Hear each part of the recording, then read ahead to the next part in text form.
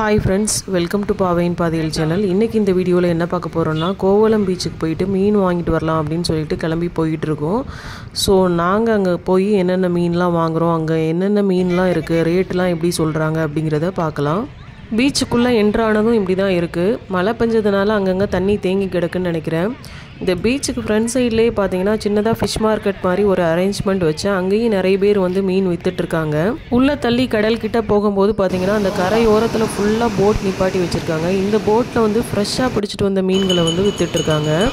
ஏன் பசங்க வந்ததும் பாத்தீங்கன்னா கடல்ல வந்து விளையாடுறதுக்கு இறங்கிட்டாங்க. நான் வந்து ஒவ்வொரு போட்லேயும் என்னென்ன மீன் வச்சுருக்காங்க, நம்ம எதை வாங்கலாம் அப்படின்னு சொல்லிட்டு பார்த்துட்டு இருந்தேன். நாங்கள் போனது ஒரு ஈவினிங் தான். சாட்டர்டே சண்டேஸ் போனீங்கன்னா க்ரௌடும் ஜாஸ்தியாக இருக்கும், ரேட்டும் ஜாஸ்தியாக இருக்கும். நாங்கள் போனது பார்த்தீங்கன்னா சாட்டர்டே தான். ஃபஸ்ட்டு இந்த போட்டில் வந்து மீன் பார்த்துட்டு இருந்தோம். இந்த போட்டில் பார்த்தீங்கன்னா எல்லாமே பாறை மீன் தான் கிடச்சிருந்தது. ஃபஸ்ட்டு மீன் பார்த்தீங்கன்னா 5 கிலோ வரை இருக்கும் அப்படின்னு சொன்னாங்க. நாங்கள் இதில் கடைசியாக இருக்க அந்த கண்ணாடி பாறை மீன் தான் வாங்கினோம். பாறை மீனில் கண்ணாடி பாறை வந்து நாங்கள் ட்ரை பண்ணதில்லை. ஸோ கண்ணாடி பாறை மீன் வந்து ரொம்ப டேஸ்ட்டாக இருக்கும், வாங்கிக்கோங்க அப்படின்னு சொல்லிட்டு அந்த அண்ணா சொல்லிகிட்டு இருந்தாங்க. 800 ரூபாய் சொன்னாங்க. கடைசியாக வந்து 600 கொடுத்து வாங்கினோம். கிட்டத்தட்ட 1-1.25 கிலோ இருக்கும்னு நினைக்கிறேன். நீங்கள் பேரம் பேசி வாங்கணும், அதுதான் மெயின். இதே கொஞ்சம் ஜாஸ்தி அப்படிங்கிற மாதிரி தான் நான் ஃபீல் பண்ணேன். ஆனால் மீன் வந்து ரொம்ப டேஸ்ட்டாகவே இருந்தது எதிர்பார்த்ததை விட. அடுத்தது சின்ன சின்ன இதே மாதிரி படகுல கூட நிறைய மீன் வந்து வச்சு வித்துட்டு இருந்தாங்க. சங்கரா மீன், கோரா மீன்லாம் வந்து வச்சு வித்துட்டு இருந்தாங்க. கோவலத்தை பொறுத்தளவில் ஃப்ரெஷ்ஷாக ஃபிஷ் கிடைக்கும். பட் வந்து ரேட்டு வந்து கொஞ்சம் ஜாஸ்தியாக தான் இருக்கும். நம்ம பேரம் பேசி வாங்கணும். இந்த போட்லேயும் பார்த்தீங்கன்னா மஞ்சப்பாறை மீனும் வஞ்சர மீன்லாம் வந்திருந்தது. அப்புறம் இதே மாதிரி சின்ன சின்ன படகுல கூட மீன் வச்சு வித்துட்டு இருந்தாங்க. இதில் பார்த்தீங்கன்னா திருக்க மீன், வாழை மீன், ஐல மீன், கோரா, அப்புறம் சங்கரா, நாக்கு மீன்லாம் வந்து வச்சு வித்துட்டு இருந்தாங்க. இந்த அக்கா கிட்ட நாங்கள் மீன் பார்த்துட்டு இருந்தோம். கடைசியாக இந்த மீன் வந்து இது கோழி வவ்வால்னு சொன்னாங்க. இது சரியாக என்ன மீனுன்னு எனக்கு தெரியல, இல்லை கோராவான்னு தெரியல. இந்த மீனும் ஒரு திருக்க மீனும் சேர்ந்து 500க்கு வாங்கினோம். மீன் கட் பண்ணுறதுக்கும் வந்து அங்கேயே ஆட்கள் நிறைய பேர் இருக்காங்க. நிறைய ஜென்ட்ஸ் அண்ட் லேடிஸ் வந்து மீன் வெட்டுறாங்க. லேடிஸ் பார்த்திங்கன்னா இதே மாதிரி அருவமனை மாதிரி வச்சு விட்டுறாங்க. ஜென்ட்ஸ் வந்து இந்த கட்டையும் கசாப் கடை கத்தி மாதிரி வச்சுருப்பாங்கள, அதையும் வச்சு விட்டுறாங்க. ஸோ அதில் வெட்டும்போது இன்னும் கொஞ்சம் உங்களுக்கு மெல்லீஸாக பீஸ் கிடைக்கும். ஃபிஷ் வெட்டுறதுக்கு பார்த்திங்கன்னா தனியாக எங்களுக்கு இந்த 3 மீனுக்கும் சேர்த்து 150 ருபீஸ் வந்து சார்ஜ் பண்ணாங்க. பரவாயில்ல, இந்த டைம் அந்த அக்கா கொஞ்சம் ரீசனபிளாக தான் வாங்கினாங்க. இல்லைனா ஒரு மீன் நம்ம கொடுத்தாலே அதுக்கு 100 ரூபாய்க்கு மேலே கேட்பாங்க. நல்லாவும் மீன் வெட்டி கொடுத்தாங்க. இந்த மீனும் ஃப்ரெஷ்ஷாக இருந்தது. நாங்கள் ஏன் இன்றைக்கி 3 மீன் வாங்கியிருக்கோன்னா எங்களுக்கும் ஃப்ரெண்டு ஃபேமிலிக்கும் சேர்த்து தான் வாங்கியிருக்கோம். நாங்கள் போனோன்னா அவங்களுக்கும் சேர்த்து வாங்கிட்டு வருவோம். அவங்க போனாங்கன்னா எங்களுக்கும் சேர்த்து வாங்கிட்டு வருவாங்க. ஃபைனலாக பார்த்திங்கன்னா இந்த 3 மீன் கட் பண்ணுற சார்ஜ் எல்லாம் சேர்த்து 1200 ஆச்சு. நாங்களும் அவங்களும் 600 போட்டு ஷேர் பண்ணி எடுத்துக்கிட்டோம். கோவலத்தை பொறுத்தளவில் நீங்கள் காலையிலையும் மீன் வாங்குறதுக்கு போகலாம், ஈவினிங்கும் போகலாம். காலையில் போனீங்கன்னா கொஞ்சம் சின்ன சின்ன மீன்கள் தான் கிடைக்கும். ஈவினிங் போகிறப்போ கொஞ்சம் பெரிய சைஸில் உள்ள மீன்கள் வந்து கிடைக்கும். மீன் வந்து இங்கே ஃப்ரெஷ்ஷாக கிடைக்கும், டேஸ்ட்டுமே நல்லாயிருக்கும். பட் ரேட் வந்து கொஞ்சம் ஜாஸ்தியாக தான் சொல்லுவாங்க. நீங்கள் பார்கெயின் பண்ணி வாங்குறதுல தான் இருக்குது. வீக் டேஸில் வாங்க போனீங்கன்னா இன்னுமே ரேட்டு கம்மியாக கிடைக்கும் வீக்கெண்ட்ஸை விட. இந்த மீனுமே ரொம்ப ஃப்ரெஷ்ஷாக தான் இருந்தது. நீங்கள் கட் பண்ணிகிட்டு இருக்கும்போது பார்த்தீங்கன்னா தெரியும், ஒரே ஒரு முள் தான் இருக்குது. ஸோ ஓரளவு ரீசனபிளான ப்ரைஸ்லேயும் கிடச்சதுன்னு நினைக்கிறேன். என்னதான் நம்ம பீச்சுக்கு போய் மீன் வாங்கினாலுமே இங்கேயும் சில பேர் வந்து பழைய மீன்களை வந்து விற்க தான் செய்கிறாங்க. ஸோ மீன் வாங்கும்போது நீங்கள் நல்லா செக் பண்ணி பார்த்து வாங்குங்க. மீனை தொட்டு பார்த்து வாங்குங்க. மீன் நல்ல கல் மாதிரி இருக்கான்னு பார்த்து வாங்குங்க. அதோட கண் வந்து கலங்காமல் இருந்ததுன்னா அது நல்ல ஃப்ரெஷ் மீனுன்னு அர்த்தம். அப்புறம் அந்த செவில் ஓப்பன் பண்ணி பார்த்தீங்கன்னா நல்ல ஒரு ரெத்த கலரில் இருக்கும்.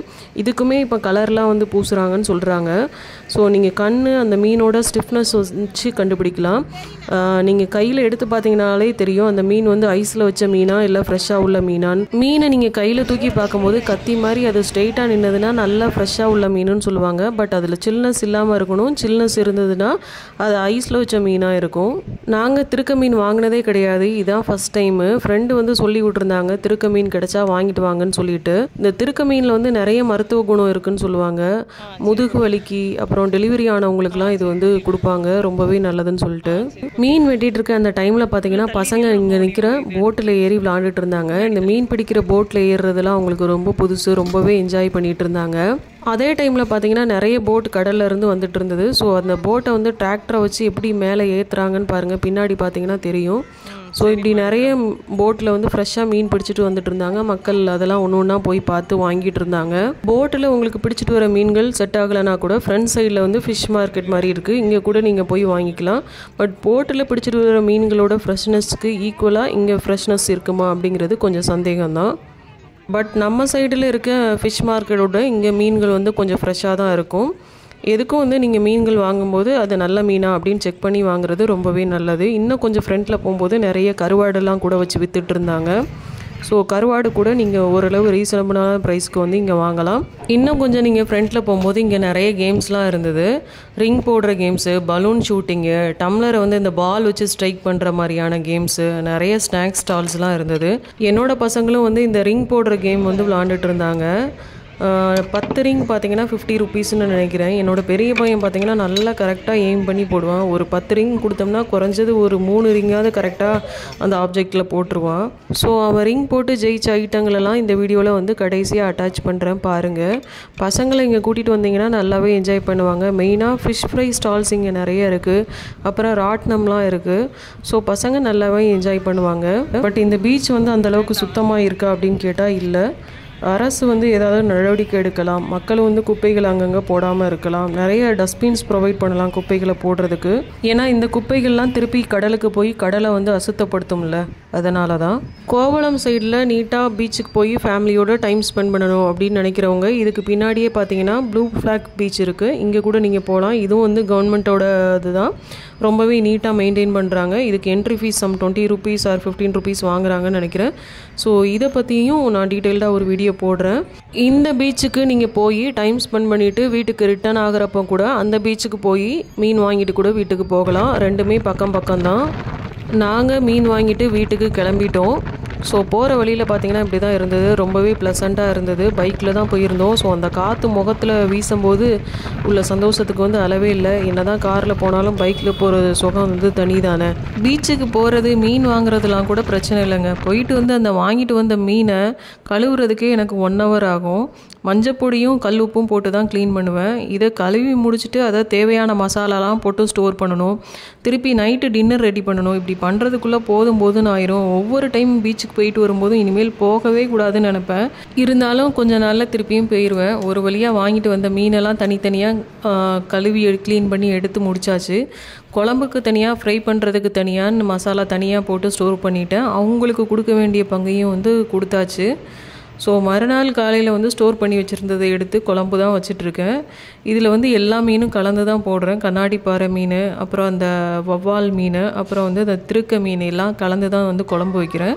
ஃப்ரை பண்ணுறதுக்கும் பார்த்திங்கன்னா எல்லா மீன்லேயும் கொஞ்சம் கொஞ்சம் போட்டு தான் ஃப்ரை பண்ணிகிட்ருக்கேன். என் பையனுக்கு பார்த்திங்கன்னா அந்த திருக்க மீன் ஃப்ரை ரொம்பவே பிடிச்சிருந்தது. சிக்கன் மாதிரி இருக்குது அப்படின்னு சொல்லிட்டு இருந்தான். எனக்கு கம்பேரிட்டிவ்லி இந்த 3 மீனில் எது ரொம்ப பிடிச்சிருந்ததுன்னு பார்த்திங்கன்னா கண்ணாடி பாறை மீன் தான். குழம்பு வந்து கொஞ்சம் நல்லா டேஸ்ட்டாகவே இருந்தது. திருக்க மீன்லாம் போட்டதுனால மிளகு வந்து ஜாஸ்தியாக போட்டு வச்சா நல்லாயிருக்கும்னு சொன்னாங்க. நானும் அன்றைக்கி மிளகு, பச்சை மிளகா, இஞ்சி, பூண்டு, புளி எல்லாம் தூக்கலாக போட்டு சூப்பரான ஒரு காரசாரமான மீன் குழம்பு வச்சுருந்தேன். ரொம்பவே டேஸ்ட் நல்லா இருந்தது.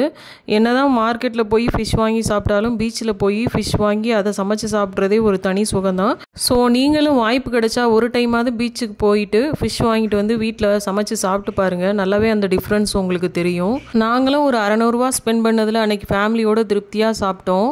சாப்பிட்டது போக கூட பார்த்தீங்கன்னா மீன் ஃப்ரைக்கு மசாலா போட்டு மேரினேட் பண்ணி வச்சுருந்த ஃபிஷ் வந்து ஃப்ரீசரில் வச்சுருந்தேன். ஸோ அந்த வீக் ஃபுல்லாகவே அந்த மீனை வந்து கொஞ்சம் கொஞ்சமாக எடுத்து காலி பண்ணிகிட்டு இருந்தேன். ஸோ கிட்டத்தட்ட 1 வீக் அந்த மீன் சாப்பிட்ட ஒரு திருப்தி வந்து எங்களுக்கு கிடச்சிது.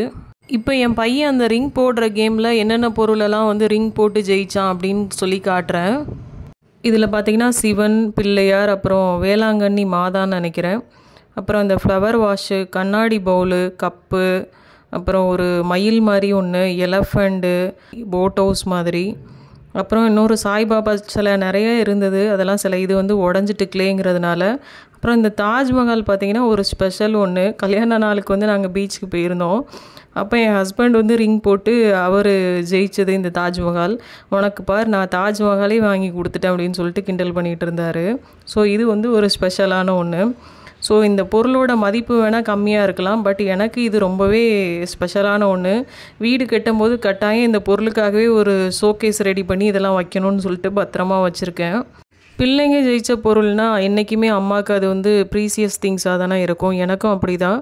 ஸோ இந்த வீடியோ வந்து இதோட முடிச்சுக்கலாம். இந்த வீடியோ உங்களுக்கு பிடிச்சிருந்தா லைக் பண்ணுங்கள், ஷேர் பண்ணுங்கள் அண்ட் மறக்காமல் சப்ஸ்கிரைப் பண்ணிடுங்க. Thank you. See you soon in another video. Bye. Take care.